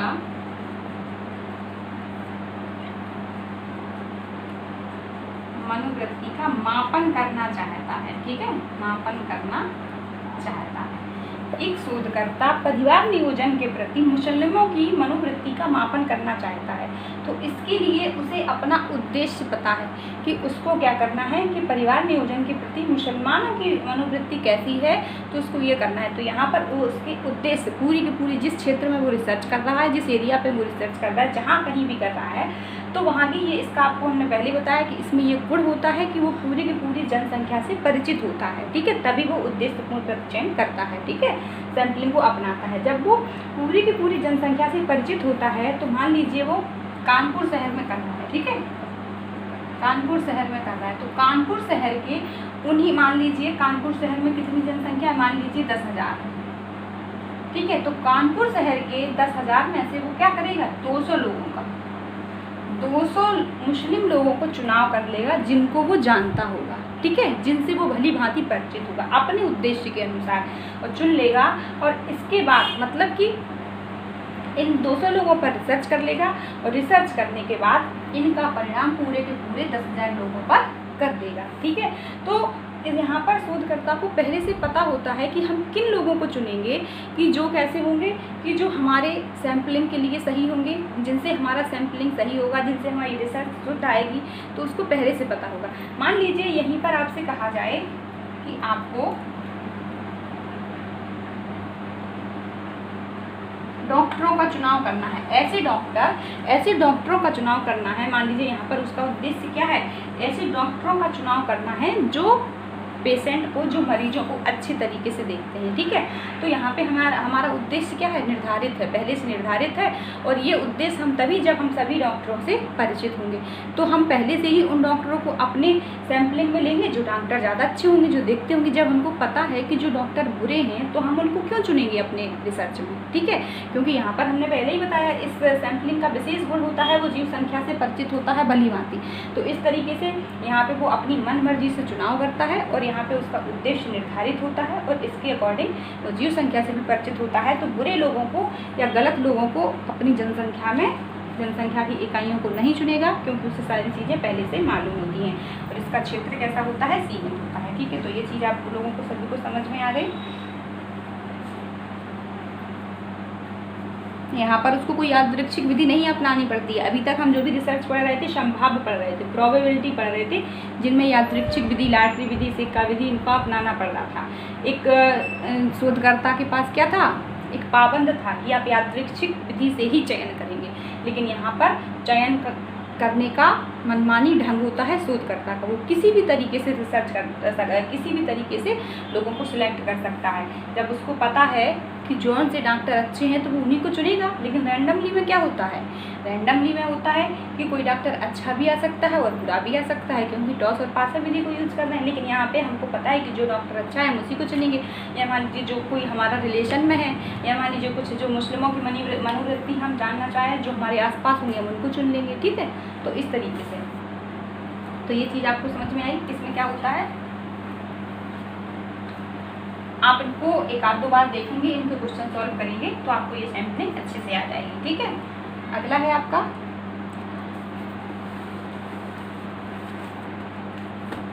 इसके कुछ लिख लीजिए, कुछ आए हैं, मतलब कि सीमित क्षेत्रों पर शोधकार करने के लिए शोधकर्ता किस न्यायादर्श का चुनाव करता है, ठीक है। लिख नहीं रही हूँ, बता दे रही हूँ कि सीमित क्षेत्रों पर शोधकार करने के लिए शोधकर्ता किस न्यायादर्श का चुनाव करता है। तो इसमें क्या आएगा आपका उद्देश्यपूर्ण प्रतिचयन। हमने आपको पहले ही बताया इसका क्षेत्र कैसा होता है, सीमित होता है, बड़ा क्षेत्र नहीं होता है, ठीक है। ऐसा क्षेत्र, क्योंकि सीमित क्षेत्र होगा तभी तो शोधकर्ता वहाँ की जीव संख्या से परिचित होगा। अगर क्षेत्र बड़ा होगा तो कैसे वो किसी भी सारे की सारी लोगों से मिला जुला होगा, ठीक है। इसके बाद क्वेश्चन नंबर है, कोई शोधकर्ता जब बाढ़, भूकंप इत्यादि विषयों पर विशिष्ट उद्देश्यों की प्राप्ति के लिए शोध कार्य करता है तो कौन सा सैम्पलिंग होगा। यहाँ पे देखिए इसके उद्देश्य निर्धारित हैं, फिर से सुन लीजिए। कोई शोधकर्ता जब बाढ़, भूकंप इत्यादि विषयों पर, ठीक है, बाढ़ पर, भूकंप पर इत्यादि विषयों पर विशिष्ट उद्देश्यों की, यहाँ पर हमने आपको बताया इसके विशिष्ट उद्देश्य होते हैं, ठीक है। योजना बनाता है, सारी चीज़ें होती है, ठीक है। विशिष्ट उद्देश्यों पर विशिष्ट उद्देश्यों की प्राप्ति के लिए शोध करता है, ठीक है। कोई शोधकर्ता जब बाढ़, भूकंप इत्यादि विषयों पर विशिष्ट उद्देश्यों की प्राप्ति के लिए शोध कार्य करता है तो कौन सा न्यायादर्श होता है आपका, पर्पजिव सैम्पलिंग, ठीक है, उद्देश्यपूर्ण प्रतिचयन। और एक क्वेश्चन और है इसका, किस प्रकार के प्रतिदर्श में शोध के न्यायादर्श इकाई की पूर्ण प्रतिनिधित्वता होती है, ठीक है। तो इसका भी आंसर क्या होगा, उद्देश्यपूर्ण प्रतिचयन। किस प्रकार के प्रतिदर्श में शोध के न्यायादर्श इकाई की पूर्ण प्रतिनिधित्वता होती है, ठीक है। क्यों होती है, क्योंकि यहाँ पर वो जनसंख्या से भी परिचित होता है और एरिया भी कैसा होता है, सीमित होता है। जब उसको पता है कि कौन से लोग सही हैं हमारे उद्देश्य के अकॉर्डिंग, मान लीजिए हमको केवल स्त्रियों को चुनना है, लेकिन यदि हम रैंडमली विधि का यूज करेंगे तो स्त्री भी आ सकती हैं, पुरुष भी आ सकते हैं। लेकिन यहाँ पर हमारे उद्देश्य के अकॉर्डिंग स्त्रियों को चुनना है तो हम केवल स्त्रियों को लेंगे ना। या मान लीजिए कक्षा 6 के विद्यार्थियों पर रिसर्च करना है तो हमारा उद्देश्य निर्धारित है, तो यहाँ पर हम जो सिलेक्ट करेंगे केवल कक्षा 6 के विद्यार्थियों को करेंगे, ना 7th के करेंगे ना 8th के करेंगे, ठीक है। तो ये इसका जो रिजल्ट आएगा वो कैसा होगा, पूरा का पूरा शुद्ध होगा। अपने मतलब न्यायादर्श का क्या करेगा, जनसंख्या का न्यायादर्श जनसंख्या का प्रतिनिधित्व करेगा, ठीक है। तो ये चीज़ आपको सभी पे समझ में आ गई। जैसे आपको इसमें बताया था, मान लीजिए किसी एरिया पर आपके, मान लीजिए उत्तर प्रदेश है, पूरा का पूरा उत्तर प्रदेश है, इसमें यहाँ पर कानपुर जिले में, कानपुर में क्या आ गई, बाढ़ आ गई, ठीक है। तो अब इसको पता है कि हमको कानपुर में आई बाढ़ पर रिसर्च करनी है, तो केवल कानपुर पर ही रिसर्च करेगा ना, क्यों पूरे उत्तर प्रदेश पे करेगा। लेकिन यदि वहीं पे हमारा क्लस्टर सैम्पलिंग होता या उसको होता तो इसके स्ट्रेटा बनाता, गुणों समूहों की, गुणों में विशेषताओं की दृष्टि से इनको स्ट्रेटा बनाता, उनके इस तरह से फिर उनको उपसमूह करता। यहाँ पर केवल हमको कुछ नहीं करना है, कानपुर की बाढ़ का जो भी उद्देश्य है, हमको बाढ़ कि यहाँ पे क्या कौन कौन से क्षेत्र यहाँ पे प्रभावित हुए हैं, क्या क्या नुकसान हुआ है, तो हम अपनी मन मर्जी के अकॉर्डिंग लोगों का चुनाव कर लेंगे। और यहाँ पर हम जनसंख्या से परिचित होते हैं, ठीक है, ये बात आप याद रखना। तो यहाँ पर हम अपने मर्जी के अकॉर्डिंग उन्हीं लोगों को चुनते हैं जिनको हम जानते हैं और जो हमारे उद्देश्य की पूर्ति करते हैं, ठीक है। ये समझ में आ गया। आज सैम्पलिंग ख़त्म करने की सोच रही हूँ क्योंकि इसके बहुत सारे वीडियो हो गए हैं हमारे पास पहले से ही, ठीक है। अगला है आपका आकस्मिक प्रतिचयन, एक्सीडेंटल सैम्पलिंग, इसी का भाग है ये भी, आकस्मिक प्रतिचयन, ठीक है।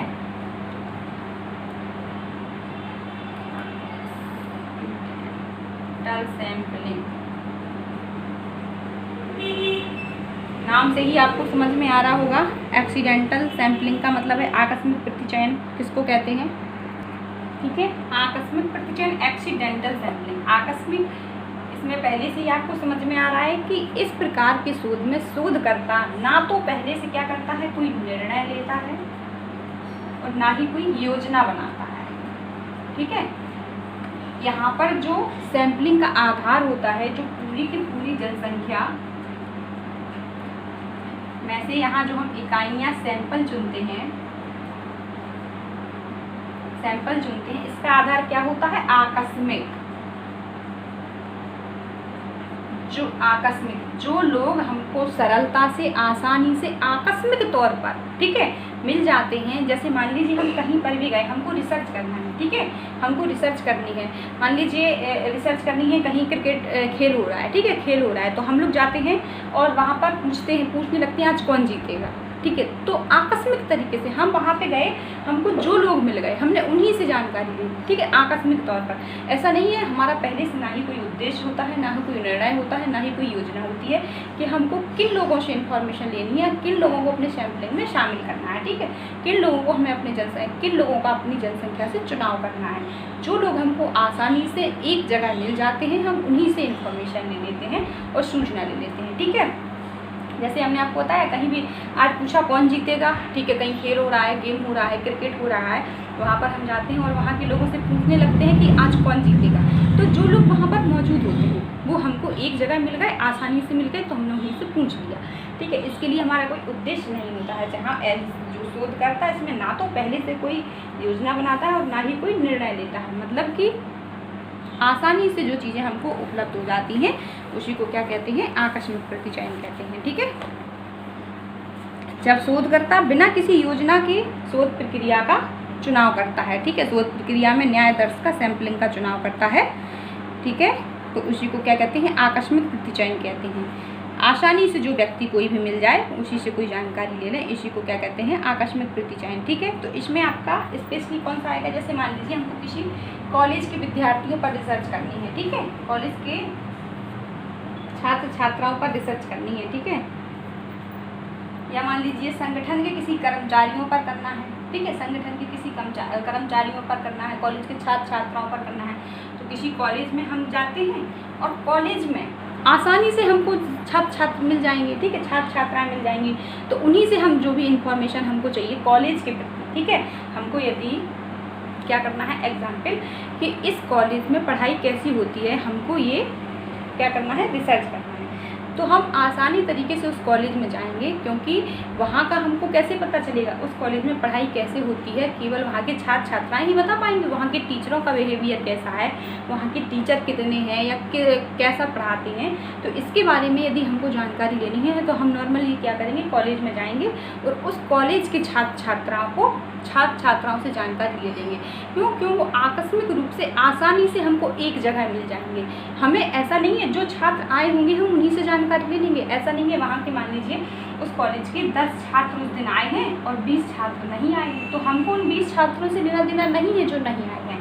जो आसानी से एक जगह जो भी हमको जनसंख्या मिल जाती है उन्हीं से हम इंफॉर्मेशन जानकारी ले लेते हैं और उन्हीं लोगों को अपने सैम्पलिंग में दे देते हैं, सैम्पलिंग में चुन लेते हैं। ठीक है, तो जो ये 10 लोग हमें छात्र मिल जाएंगे उस कॉलेज के, तो उन्हीं को हम अपने किस में ले लेंगे, सैम्पलिंग में ले लेंगे और उन्हीं पर रिसर्च कर लेंगे। ठीक है, और इस सैम्पलिंग का एक जो मुख्य उद्देश्य जो होता है, जो की पॉइंट होते हैं उनको बता रहे हैं कि जिससे हम नॉलेज ले रहे हैं, ठीक है, जिससे हम नॉलेज ले रहे हैं वो उसी जनसंख्या का भाग होना चाहिए। ठीक है, वो व्यक्ति उसी जनसंख्या से लक्ष्य जनसंख्या का सदस्य होना चाहिए जिससे भी हम जानकारी ले रहे हैं। मान लीजिए हम कॉलेज के छात्रों से जानकारी ले रहे हैं, तो वो छात्र ऐसा हो कि उस कॉलेज में पढ़ता हो, ऐसा ना हो वो उस कॉलेज का कहीं बाहर का हो, केवल उस कॉलेज में घूमने आए हो। ठीक है, तो आकस्मिक रूप से तो ले लेते हैं, लेकिन उस छात्र से जनसंख्या का सदस्य होना चाहिए। ठीक है, और यहाँ पर उस पर कोई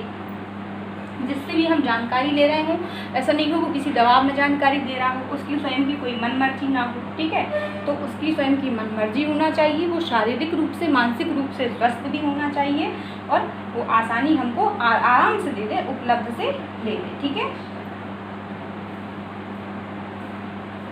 ये चीज़ समझ में आई। आकस्मिक प्रतिचयन क्या होता है, इसके जो की पॉइंट हैं वो यही हैं कि आकस्मिक रूप से आसानी से जहाँ पर हमको एक जगह सारी जनसंख्या उपलब्ध हो जाती है जिससे हम चुनाव करना चाहते हैं, तो हम उन्हीं को आकस्मिक प्रतिचयन कहते हैं। ठीक है, जब कभी भी कोई शोधकर्ता ना ही कोई योजना बनाता है, ना ही कोई पहले से निर्णय लेता है, आकस्मिक रूप से रिसर्च करता है और जो व्यक्ति उसको आसानी से मिल जाते हैं, एक जगह मिल जाते हैं, उन्हीं को अपनी रिसर्च में शामिल कर लेता है। ठीक है, तो ये चीज़ आप सभी लोगों को समझ में आ गई होगी। तो आपका ये हो गया एक्सीडेंटल सैम्पलिंग। अगला है आपका उद्देश्यपूर्ण प्रतिचयन, हम आपको बता चुके हैं। ठीक है,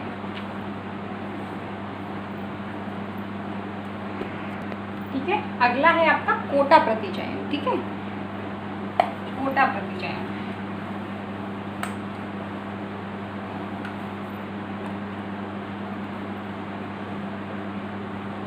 कोटा प्रतिचयन,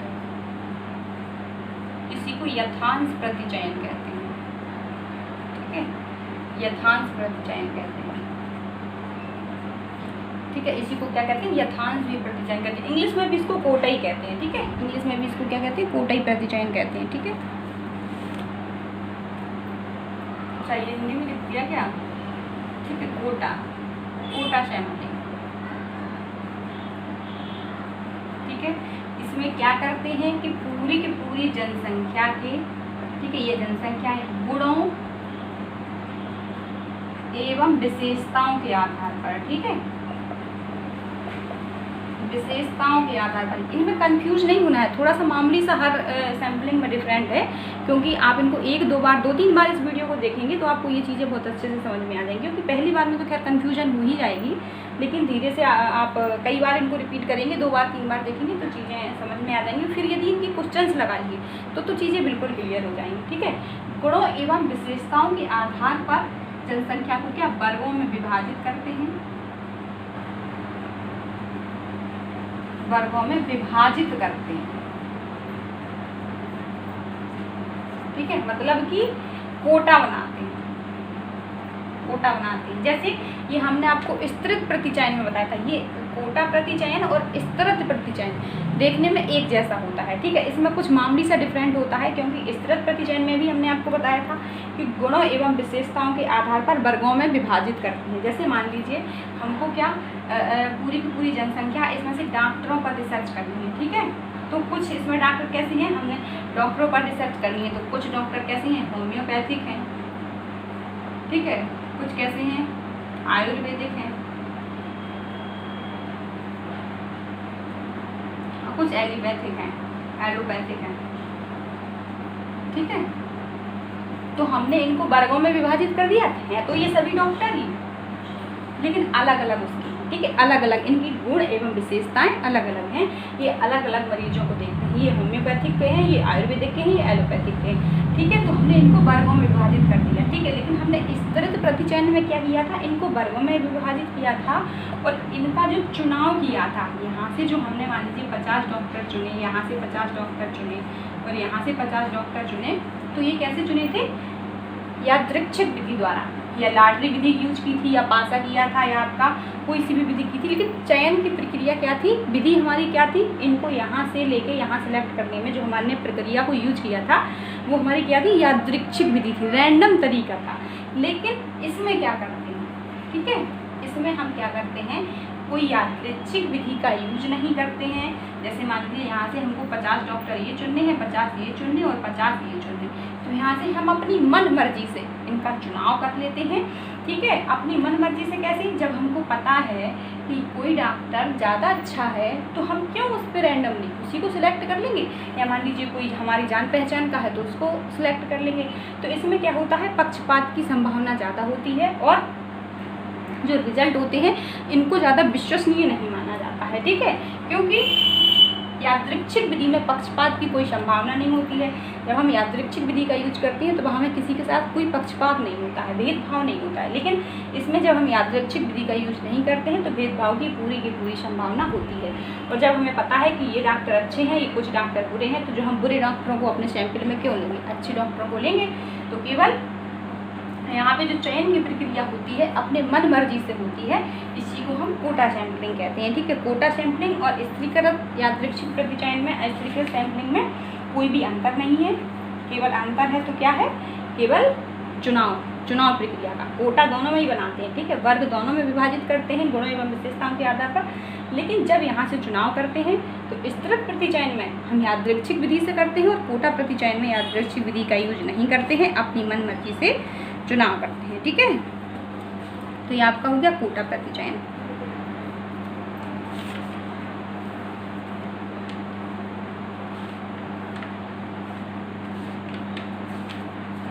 ठीक है, आप सभी लोगों को इतना समझ में आ गया होगा।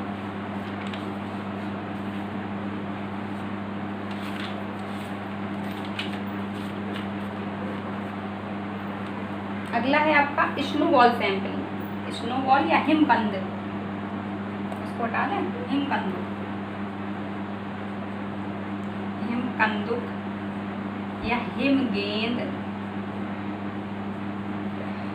प्रतिचयन, इसको कहते हैं आपका स्नोबॉल सैंपलिंग।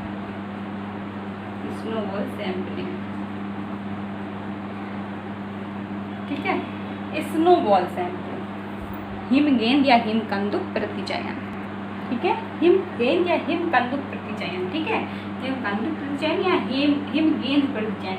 इस प्रतिचयन का उपयोग, इस सैंपलिंग का उपयोग हम तब करते हैं जब हमको किसी भी समूह के सदस्यों के बीच कैसा इनफॉर्मल रिलेशन, ठीक है, अनौपचारिक संबंध,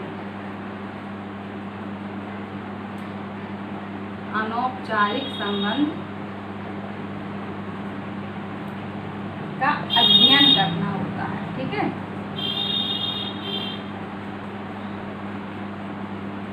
हिमकंदुक या हिमगेंद प्रतिचयन या हिमगेंद स्नोबॉल सैंपलिंग का यूज हम जब करते हैं जब हमको किसी भी समूह के सदस्यों के बीच अनौपचारिक संबंध का, इनफॉर्मल रिलेशन का अध्ययन करना होता है। जैसे कि एग्जाम्पल मान लीजिए, ठीक है, एग्जाम्पल लेते हूँ, मान लीजिए, ठीक है, हमको कोई भी बालक, मतलब इसमें ऐसे जिसको भी हम सैंपलिंग में, एक चीज़ और देख लीजिए कि जिस व्यक्ति को हम यहाँ पर सैंपलिंग में चुनते हैं, ठीक है, मान लीजिए इस व्यक्ति को हमने सैंपलिंग में चुना, तो इस व्यक्ति से ऐसे लोगों के नाम बताने के लिए कहा जाता है या ऐसे व्यक्तियों को जोड़ने की बात की जाती है कि उनको हम सैम्पलिंग में ले सकें। मतलब कि जो एक व्यक्ति है हमने इसको सैम्पलिंग में चुना, तो अब इसको हम क्या करेंगे, इससे कहेंगे कि आप ऐसे व्यक्तियों के नाम बताइए कि जिनको हम सैम्पलिंग में ले सकें। ठीक है, जैसे कि मान लीजिए MR लोग होते हैं, ठीक है, MR लोग होते हैं, तो उनसे क्या कहा जाता है, वो उनका काम क्या होता है कि वो डॉक्टरों के पास जाते हैं किसी भी दवाई को लेके और बताते हैं कि ये दवा कैसी होती है, कि बहुत अच्छी होती है और इस दवा का आप यूज करिए तो मरीजों को क्या होगा, ज़्यादा लाभ होगा। ठीक है, मान लीजिए कोई भी नई दवा बनती है, ठीक है, तो जो MR लोग होते हैं वो मेडिकल जो डॉक्टर के पास उस नई दवा की जानकारी लेके पहुंचते हैं। ठीक है, तो यहाँ पर इनने इनकी नई दवा के बारे में इनको बताया कि ये दवा बनी, ये बहुत अच्छी है, अपने पेशेंट को देंगे तो उससे क्या होगा, पेशेंट को लाभ होगा। तो अब इस डॉक्टर से ये पूछते हैं कि आप ऐसे डॉक्टरों के नाम बताइए जो इस दवा का यूज करते हैं, ठीक है, या इस दवा का यूज करते हैं। तो ये इनको बताते हैं, कुछ डॉक्टरों के नाम बताते हैं। ठीक है, इसके बाद ये इनके पास जाते हैं, फिर ये पूछते हैं, ये फिर इनसे कहते हैं कि आप इसमें ऐसे लोगों को जोड़िए, उन लोगों को आप सूचना दीजिए जो इस नई दवा का यूज करें। ठीक है, तो अब जब इस डॉक्टर को हम ये दवा की जानकारी देंगे तो ये दवा अपने पेशेंट को देगा। ठीक है, तो इसके पास ये सूचना कैसे पहुंची, इसके डॉक्टर ने। ठीक है, तो इस नई दवा की जानकारी, ठीक है, इस नई दवा की जानकारी, तो मतलब कि ये एक दूसरे को जोड़ते चले जाते हैं। ठीक है, हमने इस डॉक्टर को बताई, MR ने डॉक्टर को बताई, डॉक्टर ने पेशेंट को दी। ठीक है, पेशेंट ने मान लीजिए किसी दूसरे को बता दिया कि ये दवा बहुत अच्छी है, बहुत अच्छे से काम करती है। या इन केवल हमको जैसे जो भी हमारे जिसको हमने अपने सैम्पलिंग में जोड़ा, ठीक है, उससे हम दूसरे लोगों को जोड़ने के लिए कहते हैं कि ऐसे लोगों के नाम बताने के लिए कहते हैं कि जो इस दवा का यूज करते हैं। तो इस डॉक्टर से भी कहेंगे कि आप ऐसे लोगों का नाम बताइए जो इस दवा का यूज करें। ठीक है, इसके बाद फिर ये करेंगे, तो फिर इसको भी ठीक है इस तरीके से। एक इसका और इजी एग्जाम्पल देती हूँ, ये हो सकता कम समझ में आ रहा हो। मान लीजिए हमको क्या करनी है, हमारे पास क्या है, ड्रग्स। ठीक है, क्या है, मान लीजिए हमारे पास ड्रग्स है। ठीक है, ये ड्रग्स है। अब एक ये व्यक्ति है, एक व्यक्ति ने इस व्यक्ति को, ये व्यक्ति है क्या दिया, इसको ड्रग्स दिया। ठीक है, इसको ड्रग्स दिया। अब ये कुछ टाइम बाद ये ड्रग्स का क्या हो गया, आदी हो गया। ठीक है, तो हमने इस व्यक्ति से कहा कि आप 2 ऐसे व्यक्तियों को लेके आइए जो हमारी इस दवा को, ठीक है, या इस ड्रग्स को खरीदे। ठीक है, तो वो पहले तो कहता है मैं कहाँ से लाऊं, लेकिन यदि हम उससे कह देंगे तो यदि आप 2 ऐसे व्यक्तियों को नहीं लाएंगे तो हम आपको ड्रग्स नहीं देंगे। तो व्यक्ति ड्रग्स का इतना आदी हो चुका है कि वो 2 लोगों को ढूंढ के लाएगा। ठीक है, तो अब वो 2 लोगों को ढूंढ के लाता है, तो ये हमारे सैम्पलिंग के क्या हो गए, सैंपल के लोग हो जाएंगे। ठीक है, तो अब हम इसको ड्रग्स दे देते हैं। ठीक है, तब ये व्यक्ति ड्रग्स का यूज करने लगते हैं। ठीक है, इसके बाद फिर हम इससे कहते हैं कि आप 2 व्यक्तियों को, आप दोनों लोग 2 व्यक्तियों को लेके आइए कि जो ड्रग्स का यूज करते हों। तो अब फिर से ये 2 व्यक्तियों को लेके आता है, तो फिर से ये 2 को लाएगा, ये 2 को लाएगा। मतलब ये क्रम तब तक चलता रहता है जब तक क्या हमारा सैंपल साइज पूरा नहीं हो जाता। ठीक है, इसके 2 तो ये कितने, तो इसको स्नोबॉल सैंपलिंग कैसे कहते हैं, मतलब कि जब कभी भी आप कश्मीर गए होंगे, जम्मू कश्मीर गए होंगे या कहीं ऐसी जगह गए होंगे जहाँ पर बर्फ़ गिरती है। ठीक है, तो ये बर्फ़ का गोला, ठीक है, बर्फ़ के गोले की तरह ये प्रतिचयन होता है। कैसे, बर्फ़ के गोला, उसको नहीं कि फ्रीज़र में हम कोई भी बर्फ़ रख दें, पानी भर के कटोरे में रख दें और वो गोला बन जाए, वो वाला गोला नहीं। ठीक है, यहाँ पर उस गोले को नहीं कहेंगे। जब वहाँ बर्फ़ जब गिरती है तो पहले वो बर्फ़ जब गिरती है तो वो इतनी सी होती है। ठीक है, इतना ज़्यादा, जब ऊपर से गिरते गिरते गिरते तो वो एक दूसरे में बर्फ़ के कण क्या चिपकते चले जाते हैं, तो एक बर्फ़ का गोला बन जाता है। तो इसी तरीके से ये इनका इनफॉर्मल संबंध, अनौपचारिक संबंध ज्ञात करना होता है। ठीक है, हम केवल इस व्यक्ति को जानते थे। ठीक है, केवल हमने इसको दिया था, लेकिन इसने इसको दिया। ठीक है, इसने इसको जोड़ा, लेकिन क्या हम इन व्यक्तियों से डायरेक्टली संबंधित हैं, हम इस व्यक्ति को जानते हैं, नहीं जानते हैं। ठीक है, क्योंकि हमने इसको ड्रग्स थोड़ी दिया, हमने तो इसको दिया था और इसने इसको दिया, इसने इसको जोड़ा। ठीक है, तो ड्रग्स इसको इसने दिया। यही दवा की पोजीशन होती है। हमने जो डॉक्टर को, MR को बताया कि हम डॉक्टर को दवा देते हैं और उससे कहते हैं कि आप इन दवा को दूसरे लोगों को दीजिए और ऐसे लोगों के नाम बताइए जो इन दवा का यूज करें, मतलब कि इनको और लोगों को दीजिए, फिर वो लोग और दूसरे लोगों को देंगे, तो इस तरीके से नई दवा का क्या प्रचार हो जाता है। ठीक है, कोई भी नई दवा बनती है और मार्केट में आती है तो कैसे सभी लोग उसका यूज करते हैं, इसी तरीके से। तो इनफॉर्मल रिलेशन, ठीक है, यहाँ पर हमको अनौपचारिक संबंध ज्ञात करना होता है। तो यहाँ पर हम हर व्यक्ति से पूछते हैं कि आपको इस दवा के बारे में जानकारी कहाँ से मिली, आपको किसी व्यक्ति ने दी, या आपने किसी पत्रिका में पढ़ी, या किसी मेडिकल संस्था से ली, या किसी डॉक्टर से ली, तो इस तरीके से। तो यहाँ पर हमको क्या करना होता है, आपका इनफॉर्मल रिलेशन ज्ञात करना होता है, इनफॉर्मल रिलेशन का संबंध देखना होता है। ठीक है, और ये क्रम आपका कब तक चलता है, जब तक हम ऐसे व्यक्तियों को नए लोगों को जोड़ने के लिए कहते रहेंगे, जब तक कि हमारा सैंपल जो प्रतिदर्श है वो अपेक्षित आकार, जितना आकार हमको चाहिए उतना उपलब्ध नहीं हो जाता। तो ये आपका क्या हुआ, स्नोबॉल सैंपलिंग। ठीक है, अगला है आपका क्रमबद्ध प्रतिचयन, सिस्टमैटिक प्रतिचयन। ये समझ में आ गया आपका। तो ये हमारा जब खत्म हो जाएगा तो कल से हम अपनी क्या टूल्स स्टार्ट कर देंगे। टूल्स हैं आगे आपके रिसर्च में, इसलिए आज इसको सोच रहे हैं समाप्त हो जाए। ठीक है, क्रमबद्ध प्रतिचयन, क्रमबद्ध प्रतिचयन, इसको कहते हैं सिस्टमैटिक प्रतिचयन, सिस्टमैटिक सैंपलिंग। ठीक है, क्रमबद्ध प्रतिचयन, सिस्टमैटिक प्रतिचयन, सिस्टमैटिक प्रतिचयन, असंभाव्य प्रतिचयन। इसका ये क्या असंभाव्य प्रतिचयन है। ठीक है, असंभाव्य प्रतिचयन है,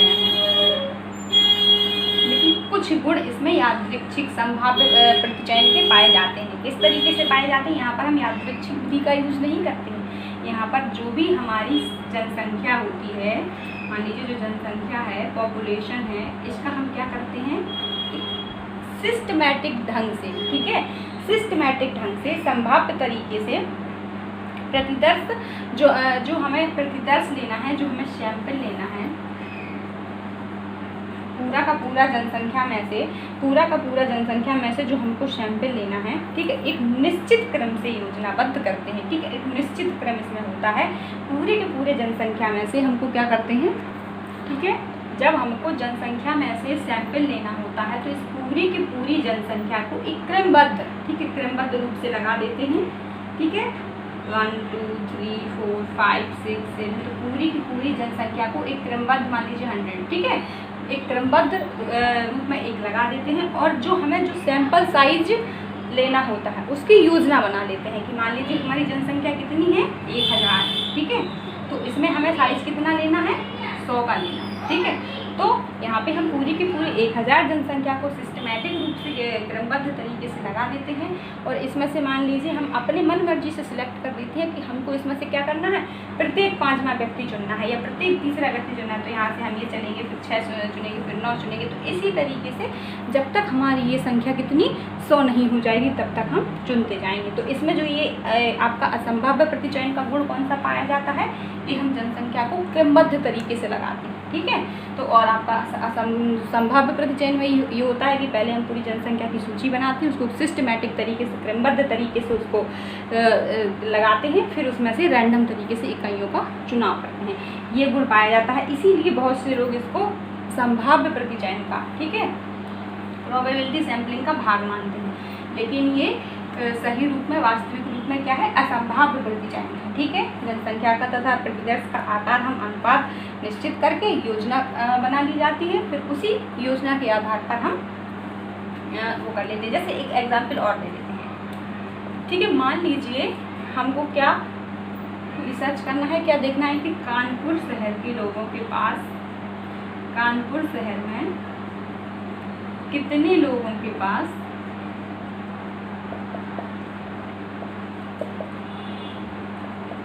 क्या है, टेलीफोन। ठीक है, कितने लोगों के पास टेलीफोन है, हमको ये देखना। ठीक है, तो इसके लिए हम क्या सभी लोगों के पास तो मिल नहीं सकते, सभी लोगों के पास तो जा नहीं सकते। कानपुर में जितने भी लोग रहते हैं कि हम सभी के पास एक एक करके जाकर जा सकते हैं, ये पॉसिबल है। इसमें कितना खर्च होगा, कितना टाइम ज़्यादा होगा, बहुत सारी चीज़ें इसमें होंगी। तो इसमें हम क्रमबद्ध प्रतिचयन कैसे यूज करेंगे कि हम कानपुर शहर के में जो टेलीफोन ऑफिस होगा वहाँ पर जाएंगे और जो टेलीफोन वहाँ की जो निर्देशिका होगी वो हमको आसानी से मिल जाएगी, ठीक है। वहाँ पे निर्देशिका लेंगे, उसमें हमको पता चल जाएगा कि कानपुर शहर के कितने लोगों के पास टेलीफोन है। मान लीजिए कितने 10,000 लोगों के पास टेलीफोन है, ठीक है। तो ये सूची हमको वहाँ से मिल गई, ठीक है, कि 10,000 लोगों के पास टेलीफोन है। अब हम क्या करेंगे, इसमें से हमको मान लीजिए कितने 1,000 लोगों को सिलेक्ट करना है सैंपल में, ठीक है। तो हम इस 10,000 वाले सूची में मान लीजिए हमको 5वां व्यक्ति सिलेक्ट करना है, 5वें लोग को सिलेक्ट करना है कि 10,000 लोगों में हमको 1,000 लोगों का चुनाव करना है। तो हर 5वां व्यक्ति, ठीक है, 10,000, ये मान लीजिए 1 2 3 4 5 6 7, ये इस तरीके से 10,000 लोगों की सूची है। तो अब इसमें हर 5वें व्यक्ति को, हर चौथे व्यक्ति को या हर 5वें व्यक्ति को 5 से 10, 10 से 15, 15 से 20, 25 इस तरीके से चुनते जाएंगे जब तक कि हमारी संख्या कितनी 1,000 नहीं हो जाएगी।